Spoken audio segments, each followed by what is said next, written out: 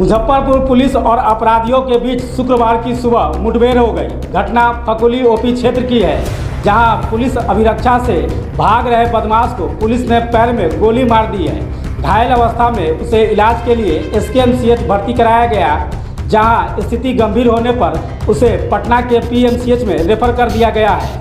पैर में गोली लगने से और अत्यधिक खून बह जाने से डॉक्टरों ने उसके दोनों पैर काटे जाने की आशंका जताई है।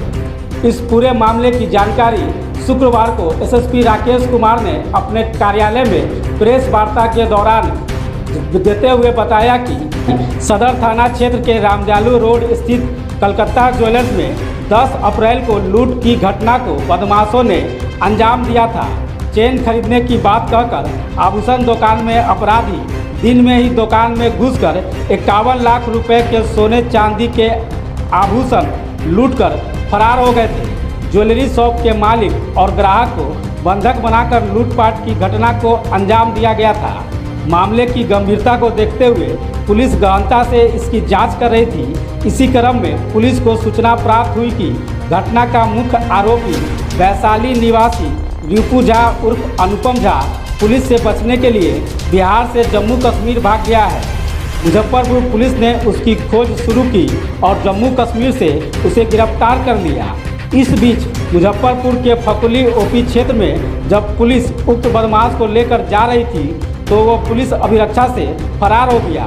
पुलिस ने उसे पकड़ने की कोशिश की और इस क्रम में बदमाश को पुलिस ने पैर में गोली मार दी।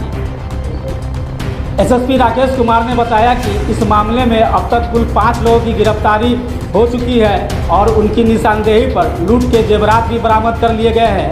कांड का सफल उद्भेदन करने वाले पुलिसकर्मियों को 21,000 रुपये का पुरस्कार देकर सम्मानित किया जा रहा है। 10 अप्रैल 2024 को सदर थाना के अंतर्गत एक ज्वेलरी शॉप है कोलकाता ज्वेलर्स, उसमें दिन में 3 अपराध कर्मियों के द्वारा लूटपाट की घटना को अंजाम दिया गया था, जिसमें काफ़ी ज्वेलरी आइटम्स उनके द्वारा लूट के ले जाए गए थे।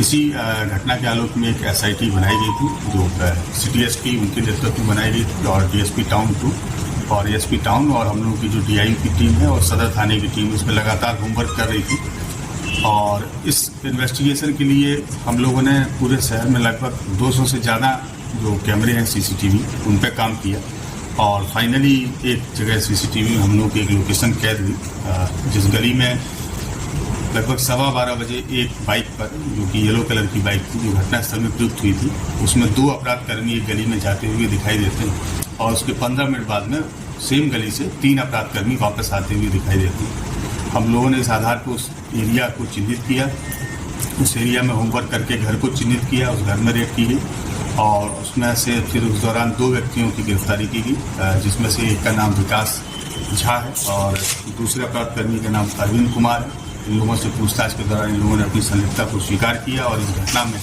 जो अन्य 3 अपराध कर्मी थे जो घटनास्थल पर आए थे उनके बारे में जानकारी दी।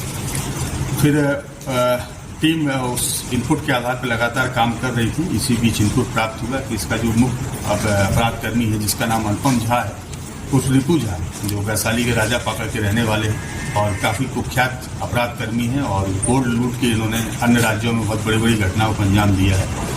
उनकी लोकेशन जम्मू कश्मीर में कटरा के आसपास है। टीम वहाँ गई, कटरा के पास से इनको डिटेन किया गया और पूछताछ के लिए वहाँ से लाया गया।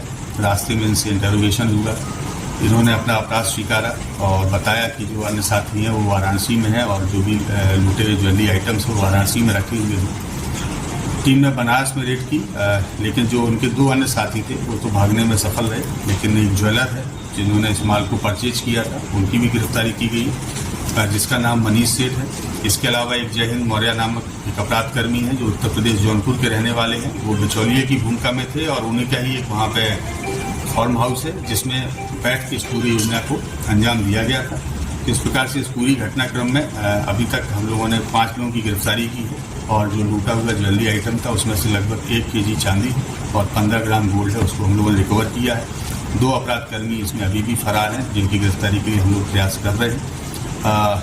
कल देर रात्रि में इन सारे अपराध कर्मियों को जिला लाया जा रहा था बनारस से, तो उसी क्रम में आज सुबह 4 बजे जो मुख्य अपराध कर्मी अनुपम झा इन्होंने 4 बजे शौच के बहाने से गाड़ी से उतरे और हम लोग के पुलिस पदाधिकारी उनके बगल में खड़े थे, उनके द्वारा पुलिस पदाधिकारी को धक्का दिया गया और धक्का दे के ज़मीन में जब वो गिर गए तो उनका पिस्टल निकाल के पुलिस के ऊपर फायरिंग करते हुए भागने की कोशिश करने लगे।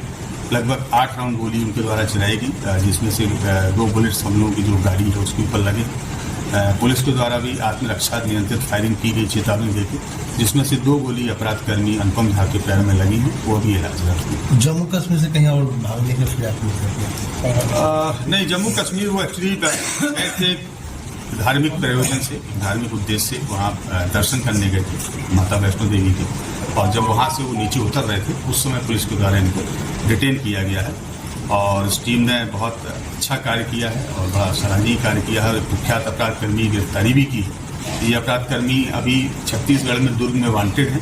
2023 में इनकी गिरफ्तारी वहाँ पे एक ज्वेलरी लूटकांड हुआ था, अमलेश्वर सर्राफ थे उनकी दुकान पे, और गोलीबारी के दौरान उनकी हत्या भी इनके द्वारा कर दी गई थी, इनकी टीम के द्वारा। और जब इनकी गिरफ्तारी की गई तो ये हॉस्पिटल में एडमिट हो गए बहाना बना के, और हॉस्पिटल में इनके सहयोगी लोग आए जिनके द्वारा वहाँ फायरिंग की गई और हॉस्पिटल के कर्मियों को और वहाँ के पुलिसकर्मी जो ड्यूटी पर थे उनको बंधक बना के एक कमरे में बंद कर दिया गया और इनको लेकर भागने में वो लोग सफल हो गए। तो जो दुर्ग की टीम है वो भी शीघ्र यहाँ पहुँच रही है और जो केस में वांटेड है उसमें वो लोग इनको रिमांड करेंगे। लगातार अपराधियों को पैर में गोली मारी जा रही है। देखिए, अपराधी अगर भागता है या और जब भागने के क्रम में पुलिस के ऊपर फायरिंग करता है तो पुलिस आत्मनियंत्रित आत्मरक्षा गोली चलाती है और हम लोगों को ट्रेनिंग इस चीज़ की दी जाती है कि अगर जब भी कभी फायरिंग करनी है तो वैसे पार्ट पे की जाए जिससे कम से कम इंजरी हो, और इसलिए पैर को ही टारगेट किया जाता है। इन लोगों का लोकल कनेक्शन भी है क्या? हाँ, लोकल कनेक्शन है इसमें, क्योंकि ये जो मुख्य अपराधकर्मी है ये लोग तो बगल के ही जिले का रहने वाला है और इनके एक रिलेटिव हैं जिनका नाम विकास झा है, ये यहाँ कुर्नी में रहते हैं और विकास झा ने ही इनको जो मकान यहाँ पे है वो उपलब्ध कराया था। इसमें एक अरविंद नामक व्यक्ति भी है जिसका पहले गिरफ्तारी की गई है। विकास और अरविंद दोनों इसी जिले में रहते हैं और उन्होंने ही इसमें लाइनर की भूमिका ली। और कहीं भी इन लोग के ऊपर मामले दर्ज हैं क्या? हाँ, इनका एक काफ़ी लंबा आपराधिक इतिहास है जो मैं आप लोगों के साथ शेयर कर रहा हूँ। इनके ऊपर टोटल 7 केस है, जिसमें से एक केस जो सदर थाने में लूटपाट की थी वो है, और इसके अलावा बाकी केस जो है वो छत्तीसगढ़ में रायपुर जिले में है और दुर्ग जिले में है। रायपुर में भी एक बार जब इनको एक केस के लिए पेशी के लिए ले जाया जा रहा था कोर्ट में तो वहाँ भी ये न्यायालय से भागने में सफल हुए और ये टीम ने काफ़ी अच्छा कार्य किया है, इसलिए टीम को आप लोगों के समक्ष 61,000 रुपये से मैं पुरस्कृत भी कर रहा हूँ।